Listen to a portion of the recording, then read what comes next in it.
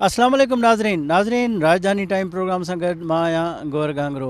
नाज़रीन, supreme court of Pakistan में जेको हिकु ॾींहुं ई इलेक्शन जे हवाले सां दरख़्वास्त हुई उन जी जेका ॿुधणी आहे उहा मुकमल थी चुकी आहे, जॾहिं त हुकूमती धुर पारां अदालत खे इहो यकीन ॾियारायो आहे त जेके अपोज़िशन सां इलेक्शन जे हवाले सां ॻाल्हियूं थियूं आहिनि उन ते कंहिं हिकु नुक़्ते ते इतफ़ाक़ थी वेंदो ऐं अदालत हिदायत कई आहे त हिन इलेक्शन वारे मामले ते इतफ़ाक़ कयो वञे। ऐं जेतोणीक जेको ख़दशो हुयो त हीउ जेको सुप्रीम कोर्ट जेको पहिरियां आर्डर हुयो उन ते जेकॾहिं अमल न थियो त वज़ीर आज़म जी तौहीनी अदालत बि थी सघे थी, पर बज़ाहिर हिन वक़्त ताईं त इहो नज़र अचे पियो त वज़ीर आज़म जी जेको तौहीनी अदालत वारो ख़दशो आहे उहो टरी वियो आहे। हाणे ॾिसिजे त इतफ़ाक़ थिए थो या नथो थिए। जेकॾहिं इतफ़ाक़ नथो थिए त पोइ सुप्रीम कोर्ट में इहो मामिलो जॾहिं ॿीहर अचे थो त पोइ अदालत कहिड़ो फ़ैसिलो करे थी।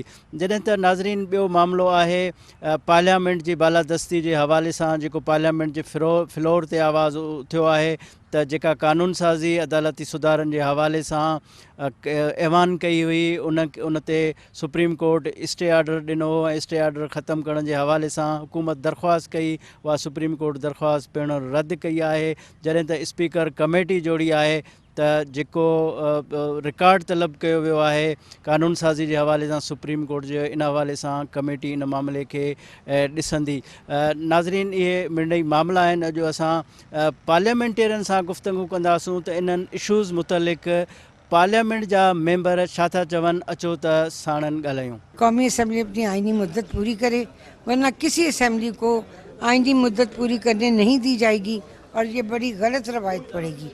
अगस्त 13 को ये हुकूमत ख़त्म होगी, निगरान सेटअप आएगा, 8 अक्टूबर को नया इलेक्शन होगा, चारों असम्बलियों का भी और नेशनल असम्बली का भी।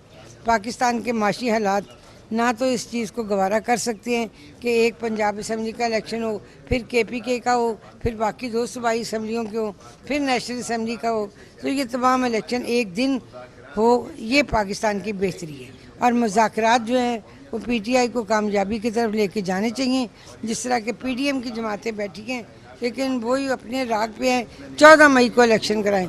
14 मई को इलेक्शन मुमकिन नहीं, ये कराना इलेक्शन कमीशन का काम है, पार्लियामेंट का नहीं। मौजूदा सूरत हाल किसी भी सूरत में मेरे ख्याल में कोई भी ज़ी-शऊर इंसान, कोई भी अक्लमंद इंसान, कोई भी पाकिस्तानी जो पाकिस्तान से मोहब्बत रखता है, हमें तो पाकिस्तान से मोहब्बत है, हम इस मुल्क के लिए अपने सब कुछ कुर्बान करने के लिए तैयार हैं।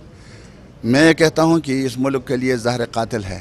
और यहाँ तक मकाम अब बात पहुँच गई कि इदारे जो हैं, सुप्रीम कोर्ट जैसा इदारा और कौमी असम्बली जैसा इदारा जो है वो एक दूसरे के आमने सामने हैं। जैसे कि ये सुप्रीम कोर्ट जो है किसी और मुल्क का है और कौमी असम्बली पाकिस्तान का है, या कौमी असम्बली जो है किसी और मुल्क का है और सुप्रीम कोर्ट जो है वो पाकिस्तान का है। इस तरह का माहौल बना हुआ है जो मुल्क के लिए बिल्कुल नुकसानदेह है। और ये सियासी अदम इस्तेहकाम अपनी जगह, अनारगी इससे बढ़ेगी, इससे मईशत तबाह होगी, इससे डॉलर के रेट जो है मज़ीद ऊपर जाएगा डॉलर, और पैसा जो है गिरेगा। और उसके नतीजे में सिर्फ ये नहीं है कि चंद अफराद या ये हुकूमत में शामिल लोग ये मुतासिर होंगे, ये मुतासिर हों या न हों, लेकिन 22 करोड़ अवाम जो है वो तो पिस गया। अल्लाह ताला उन पर रहम करे, हम यही दुआ करें। लेकिन जमात इस्लामी जो चाह रही थी वो तो होने नहीं दिया गया। जमात इस्लामी ये चाह रही थी कि ये एक दिन इलेक्शन कौमी असम्बली चारों सूबों का, इसमें सियासी डायलाग की ज़रूरत है और सियासी डायलाग सियासतदानों के दरमियान होना चाहिए। और जनाब अमीर जमात इस्लामी सिराजुल हक साहब ने सुप्रीम कोर्ट को, यानी चीफ जस्टिस ऑफ पाकिस्तान उमर बंदियाल साहब और उनके साथियों को उनके सामने कह दिया कि आप अपने आप को सुरखरू करें, सुप्रीम कोर्ट को सुरखरू करें, और ये कोर्ट जो है ना, ये बाल हमारे कोर्ट में फेंक दें, सियासतदानों के कोर्ट, हम बैठेंगे और इसका हल निकालेंगे। लेकिन वो अफसोस के साथ मैं कहूँगा कि वो नहीं हो सका। तो मुज़ाकरात इस वक्त जो चल रहे हैं, अल्लाह ताला उनको, हम दुआ करेंगे कि अब मुज़ाकरात कामयाब हों और इसके नतीजे में पाकिस्तान में जो तनाव है, जो सियासी अदम इस्तेहकाम है और अदम तहफ़्फ़ुज़ है, और यहाँ लोगों का यानी दिन ब दिन हुकूमत से और मुल्क से दिल जो है दिल बस्ता हो रहे हैं, एहसास महरूमी पैदा हो रहा है सूबों में, तो वो ख़त्म हो जाए। हथरादू पैदा कयल बहरान आहे। ॾिसो न, हाणे इमरान ख़ान खे असां त मिंथ कान कई तव्हां असेंबली छॾे वञो, पाण असेंबली छॾे वञी वियो, पाण पंहिंजा मेंबर वठी उन्हनि खे इस्तीफ़ाऊं ॾियारी।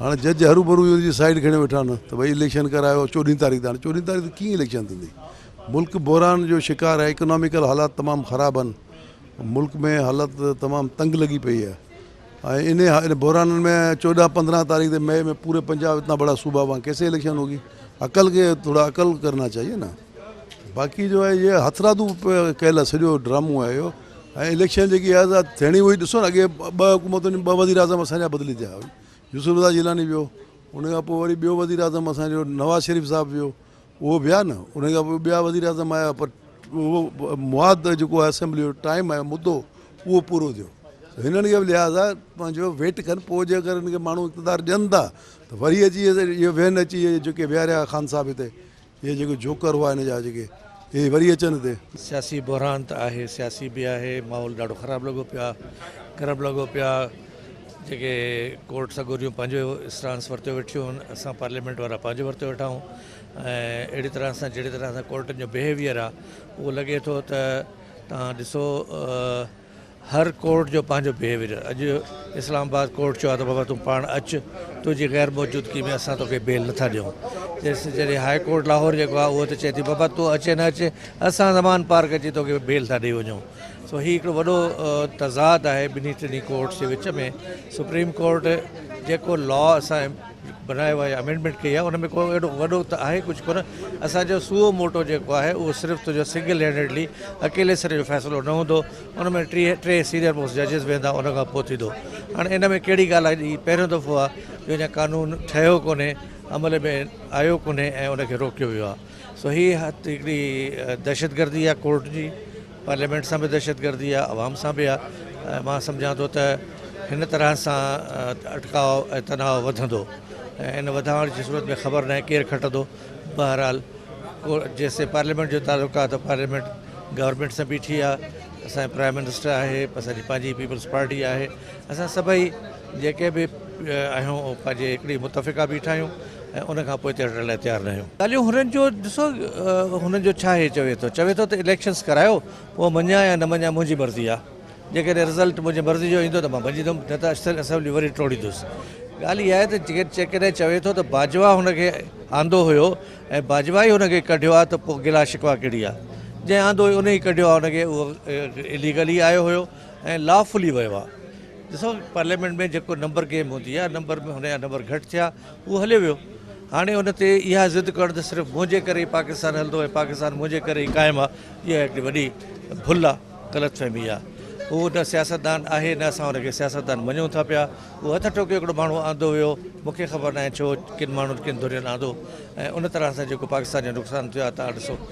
माण्हू मूंखे सम्झ में नथा अचनि जेके हुन कूड़ा वाइदा विया लारा लपा बाबा 1 करोड़ नौकरियूं ॾींदासीं 50 लाख घर ॾींदासीं असां जेके गवर्नर हाउस आहिनि उहे यूनिवर्सिटी थींदा जो प्राइम मिनिस्टर हाउस आहे उहो बि यूनिवर्सिटी थींदो उन में हालत इहा आहे त तव्हां जेके हिकिड़ियूं एंटीक गाॾियूं हुयूं उहो तव्हां ओने पोने विकियूं आहिनि इहा हिकिड़ो वॾो क्राइम आहे अॼु तव्हां जॾहिं बि को VIP डिग्नेटरी अचे थो पियो त उनजे लाइ लखा रुपया रोज़ जे हिसाब सां गाॾियूं हायर था कयो उहे गाॾियूं एंटीक हुयूं उहो हिकिड़ो ऑनर हुयो इज़त हुई ऐं हिस्ट्री हुई त उहा गाॾी कॾहिं खां 50 साल पुराणियूं गाॾियूं जेके दुनिया में एंटीक आहिनि उहे जेतिरे में वरितियूं वयूं अॼु उनजे कई करोड़ रुपया हुनजी वैल्यू हुई जेका ईअं तव्हां ओने पोने 2-4 लख में विकी आहे हिकिड़ो क्रिमिनल एक्ट हुयो मां सम्झां थो इन जो अलॻि सां हिकिड़ी जांच थियणु घुरिजे त जॾहिं तव्हांखे यूनिवर्सिटी खोलणी न हुई त तव्हां हरूभरू छा लाइ इहो ड्रामो सजायो ॾिसो बहरान हिकिड़े माण्हू जे तरफ़ां पैदा कयल आहे उनजो नालो इमरान ख़ान आहे ऐं उहो बहरान जेको 2017 खां शुरू थियो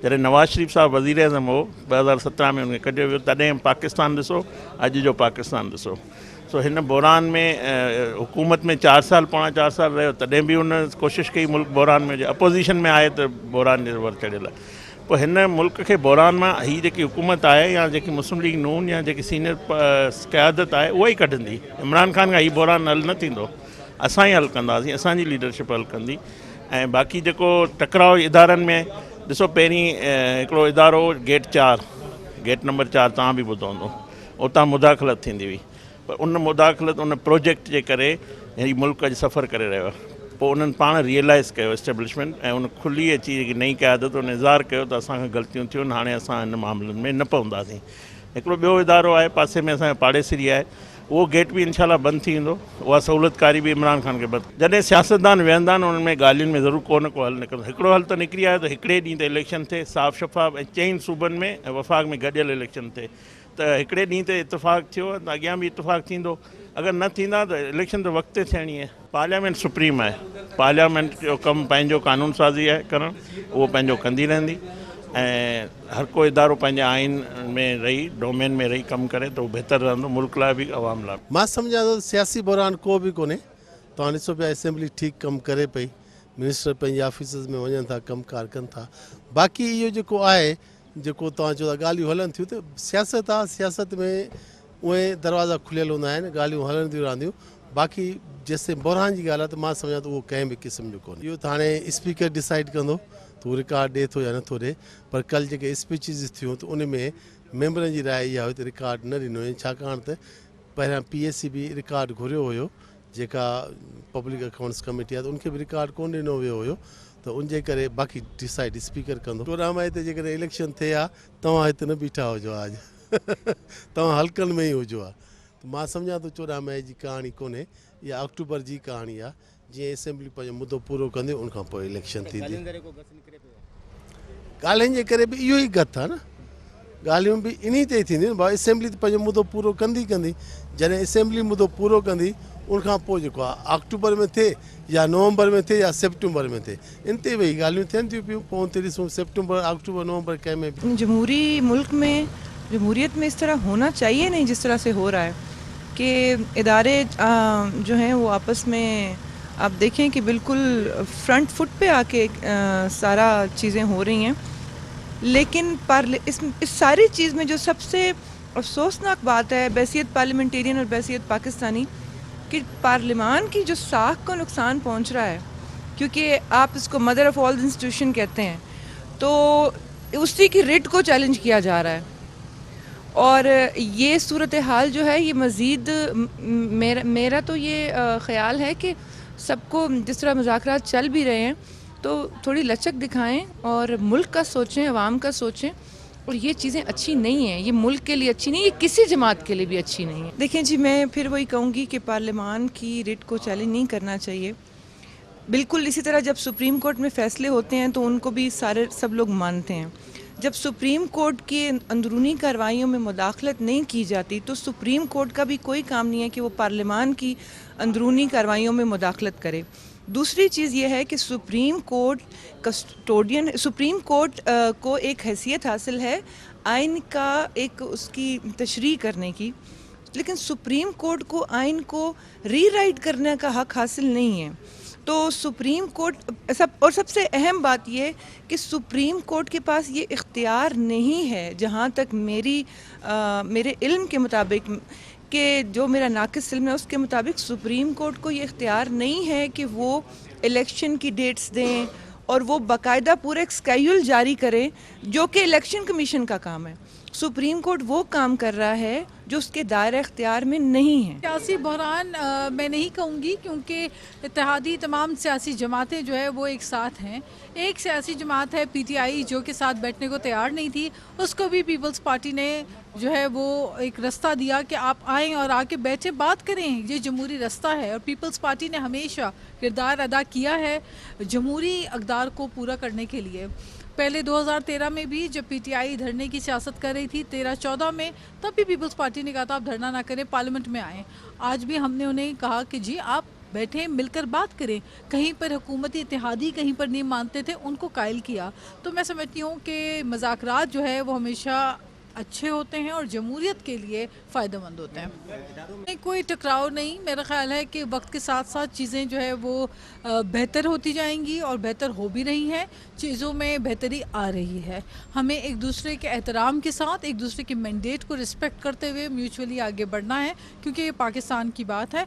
ये पार्लियामेंट हो चाहे हमारी अदालतें हों, लोग आते हैं, लोग जाते हैं, ये इदारे रहते हैं। इन इदारों को हमने स्ट्रेंथन करना है ताकि कल हम जुल्फ़िकार अली भुट्टो के साथ जो वाक़या पेश जो नाइंसाफ़ी हुई, जो पहले की गुजरी हुई नाइंसाफ़ियाँ, उन नाइंसाफ़ियों के बजाय ऐसी हिस्ट्री ना लिखें, ऐसी हिस्ट्री ना लिखें जो कि तारीख़ में एक स्याह जो है वो लकीर हो। डायलॉग सियासत जो हिकिड़ो हुस्न हूंदो आहे, बिल्कुलु सियासत में डायलॉग थियणु खपनि ऐं इहो काफ़ी पहिरीं थियणु खपे हा, पर अफ़सोस सां चवणो थो पवे त जेको साबिक़ वज़ीर आज़म आहे उनखे देरि सां ॻाल्हि सम्झ में ईंदी आहे। हलो देरि आहे दुरुस्त आहे ऐं सुठी ॻाल्हि आहे, डायलॉग सुठे मोड़ ते वञी रहिया आहिनि, सुठी पेशरफ़्त थिए पई, पर अॻिते अलाह करे उनखे हू सम्झी सघनि, उनखे कामयाबु कनि। असांजो त मक़सदु जेका असां फर्स्ट डे खां इहो ई पिया चयूं त जनरल इलेक्शन जेका थींदी उहा हिकिड़ी तारीख़ ते थियणु खपे, जीअं त हुननि चयो पिया त KPP ऐं पंजाब जी इलेक्शन 14 मई ते थियणु खपे, जेको बिल्कुलु ग़लति हो, छो जो पाकिस्तान जी हालत तव्हां ॾिसो मैशत तबाह थी चुकी आहे ऐं साबिक़ वज़ीर आज़म 4 साल जेको मुल्क जो दीवालो कयो, तव्हां सभिनी खे ख़बर आहे त की मुल्क जी कहिड़े कंडीशन ते वञी पहुतो आहे।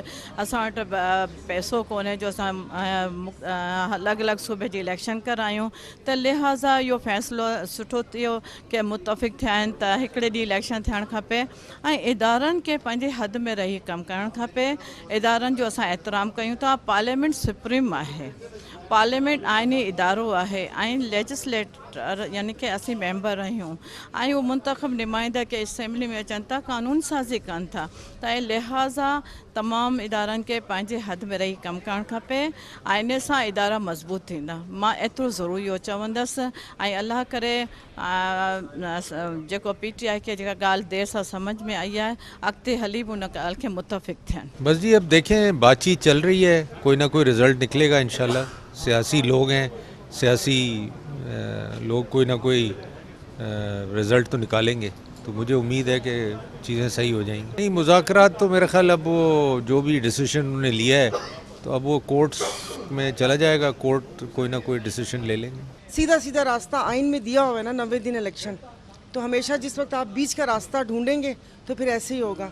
अपने पाकिस्तानियों को वैसे भी शॉर्टकट की आदत है। अगर आज इन्होंने जजेस पे सवाल उठाया तो कल फिर किसी दूसरे इदारे पे सवाल उठाएंगे, तो फिर जब यहाँ पर अपने ही दामन में 100 छेद हैं तो वो क्या कहते हैं, छज बोलती है छाननी को कि तेरे में कितने सुराख हैं। सियासी बहरान तो इसलिए कि आप देखें कि आइन के ख़िलाफ़ जब फैसले होंगे, जब आइन को हम पाँव के नीचे रूंदेंगे, तो फिर तो अदम इस्तेकाम की पोजीशन जिस तरह आज आपकी माशी तौर पे मुल्क तबाह हो गया है। 1 साल पहले का पाकिस्तान और आज का पाकिस्तान देख लें, ज़मीन आसमान का फ़र्क है। मुल्क का बेड़ा गर्क कर दिया, और ये क्यों इलेक्शन से भाग रहे हैं। आप देखें कि 37 इलेक्शन हुए हैं 1 साल के अंदर, जब हम इक़्तिदार से बाहर हैं। 37 में 30 इमरान खान जीते और 7 ही जीते हैं, तो इसलिए ये इलेक्शन से डर रहे हैं और फिर अदम एतमाद की बातें कर रहे हैं। एतमाद कौम ने 23 करोड़ अवाम ने इमरान खान पे कर दिया है। 37 इलेक्शन में 30 इमरान खान जीत गए, 7 ही जीते हैं, तो ये कौम इस वक्त इमरान खान के साथ खड़ी है। इसलिए खड़ी है कि आज से 1 साल पहले का पाकिस्तान लोग तरस रहे हैं कि डॉलर 187 से 300 तक पहुंच गया, 140 से पेट्रोल जो है वो 300 तक पहुंच गया, महंगाई 11% जब थी तो इन्होंने महंगाई मुकाओ मार्च यहाँ पे निकाले, आज 40% पे लोग खामोश, इनको सामसूम किया। तो इसलिए हम इलेक्शन चाहते हैं कि इलेक्शन में ट्रांसपेरेंट तरीके से इलेक्शन हो, ताकि एक नए अज़म के साथ पूरी कौम और ये मुल्क नए अज़म के साथ नए इलेक्शन कराने के बाद इस मुल्क कौम की खिदमत कर सकें। देखिए, हर बहरान का एक हल होता है, लेकिन इसमें देखना है कि फ्लेक्सिबिलिटी कहाँ पे है और कौन हकीकत पे मबनी जो है या हक़ाइक़ जो है वो बयान करता है। आज जैसे आपने देखा है कि मुज़ाकरात की डिमांड किस तरफ से थी, और फिर उनका ऑलरेडी जो एक इदारे पे वो इतना एतमाद है कि वही उनको सपोर्ट करेगा, वो यानी जितना भी ये प्रोसेस हुआ आके उसी बात पे अटके कि 14 मई को इलेक्शन हो, तो फिर मुज़ाकरात का फ़ायदा ही किया। मुज़ाकरात तो आप गिव एंड टेक होगा, कुछ आप सुनेंगे कुछ हमारी सुनी जाएगी, लेकिन उन्होंने ऐसा ही नहीं किया। वो वहीं पे खड़े थे जहाँ से उन्होंने आगाज़ किया था। तो पार्लियामेंट की सुप्रीमेसी की अब बात हो रही है, तो पार्लियामेंट ने ये भी देखना है कि आया ये जो 2 सूबाई असम्बलियाँ हैं वो किसकी ईमा पे तोड़ी गई, क्या वो आइन के मुताबिक थी। तो फिर जब आपने आइन को देखना है तो फिर आपने वो तमाम हालात भी देखने हैं कि क्या जो अभी पाकिस्तान के मारूजी हालात हैं वो इसकी आपको इजाज़त देता है। तो हमारा तो यही कहना है कि अभी जो पार्लियामेंट है वो सुप्रीम है, वो इसका जो फैसला होगा वही मुकद्दम। इदारों में टकराव तो कुछ शख्सियात की वजह से है जो कि इनफरादियत को इज्तिमाइयत पे हावी करने दे रहे हैं। अगर उन शख्सियात वो या तो ख़ुद एहतसाबी करें या उनके इदारे आप देख रहे हैं कि उसमें भी एक तनाव की कैफियत सामने आ रही है। जब तक ये सूरत हाल सामने होगी तो तब ठीक हो जाए। ऐसी बुरान नहीं है, वाशी बुरान है, आइनी बुरान है, हर किस्म का बुरान मौजूद है। मुज़ाकरात तो कभी ना कामयाब नहीं हो सकते, जो चीज़ बदनीयती पे मबनी हो कभी कामयाब नहीं होती। कोई टकराव नहीं है, आइन की बात है, आइन के अंदर हर मामले का हल मौजूद है। पार्लियामान की एक जगह है, सुप्रीम कोर्ट की एक जगह है, सबकी अपना एक ज़िम्मेदारी है, उसके अंदर रहकर काम करें। मैंने निज़ाम की करप्शन की बात की है कि जो महकमा खुराक है पंजाब में कम से कम 30% करप्शन उसके अंदर है। हुकूमत जो भी हो, ये निज़ाम इतना ख़राब हो चुका है कि ये डिलीवर नहीं कर पाता। देखिए, इसमें सबसे बड़ी अच्छी बात तो ये है कि ये लड़ाई तो नहीं कह सकती, लेकिन ये कि मिसअंडरस्टैंडिंग की वजह से सड़कों पर निकल आए थे लोग, तो ये नामुनासिब था। और अब ये है कि अब ये सियासी प्लेटफॉर्म पे गुफ्तगू हो रही है। पार्लियामेंटेरियन हुकूमत के भी बैठे हुए हैं और PTI के भी बैठे हुए हैं और एक गुफ्तगू शुनीद कर रहे हैं। और एक देखिए, इसमें हार और जीत नहीं है, ये है पाकिस्तान की सलामती का मसला कि अगर इससे ज़्यादा इन चीज़ों को खींचा गया तो मुनासिब नहीं है। 10 मुल्क तो हमारे दुश्मन बैठे हुए हैं, तो उसके लिए ज़रूरी है कि ये मिलजुल के समझौता करें, तब एक समझौते की तरफ दोनों बढ़ रहे हैं। रास्ता तो आखिरकार निकलेगा ही, लेकिन तबाही करके निकालेंगे। इस टाइम जो जुडिशरी जिस नहज पे चल पड़ी है, उनको चाहिए कि इस इदारे का और इंसाफ का और पाकिस्तान के 22 करोड़ अवाम का ख्याल करें। सिर्फ PTI की B टीम ना बने, इमरान खान के टाइगर ना बने, सुप्रीम कोर्ट के ऑनरेबल जज बने, जिससे इस इदारे की, जिस इदारे ने इस मुल्क में तमाम इदारों को वजूद बख्शा है, उसकी तजलील ना करे, 22 करोड़ अवाम की तजलील ना करे। टकराव भी चल रहे हैं, हर मुश्किल के पीछे फिर आसानी है। मैं समझता हूँ ज़ाहिर है कोई ना कोई तो हल निकलेगा इंशाल्लाह, और ज़रूर बैठ के मसलों को हल करना चाहिए। और बस मेन आम आदमी की बात होनी चाहिए, उसकी सहूलत की बात होनी चाहिए, उसके मसले हल होने चाहिए, ये फ़िक्र होना चाहिए हमें। नाज़रीन, पार्लियामेंटेरियन जो अवां ॻाल्हियूं ॿुधियूं, संदन चवणु हुयो त पार्लियामेंट जी जेका बालादस्ती जे हवाले सां पार्लियामेंट में पार्लियामेंट जे फ्लोर ते मेंबरनि जेको आवाज़ु उथारियो आहे, उन आवाज़ जी लबेक थियणु घुरिजे ऐं जेका पार्लियामेंट जी आला हाकमियत आहे उनखे क़बूल कयो वञे। ऐं हीउ पहिरियों भेरो थियो आहे त पार्लियामेंट जी आला हाकमियत जे हवाले सां असैम्बली मेंबरनि जेको आहे उहो आवाज़ु उथारियो आहे। जॾहिं त इलेक्शन जे हवाले सां मेंबरनि जो चवणु हुयो त जेके हुकूमती धुर जा पार्लियामेंटेरियन उन्हनि जो चवणु हुयो त हिन वक़्तु जेका वक़्त ते इलेक्शन आहे या जेका अपोज़िशन ऐं PTI मुतालबो करे थी उहो पॉसिबल कोन्हे, वक़्तु तमामु घणो गुज़री वियो आहे। जॾहिं त PTI जे ऐं हुकूमती जेका अपोज़िशन आहे, अपोज़िशन जो चवणु आहे त हुकूमत जेके धुरियूं आहिनि उहे सियासी पार्टियूं आहिनि, उहे इलेक्शन खां लवाइनि थियूं ऐं इलेक्शन खां भॼण लाइ इहे हरबा इस्तेमालु थियनि था। नाज़रीन, पार्लियामेंटरियुनि जूं अवां ॻाल्हियूं ॿुधियूं ऐं अॻिले जेके राजधानी टाइम में कंहिं नए मौज़ू सां गॾु हाज़िर थींदासूं। पंहिंजे मेज़बान गौहर गांगरो खे इजाज़त ॾींदा। अल्लाह हाफ़िज़।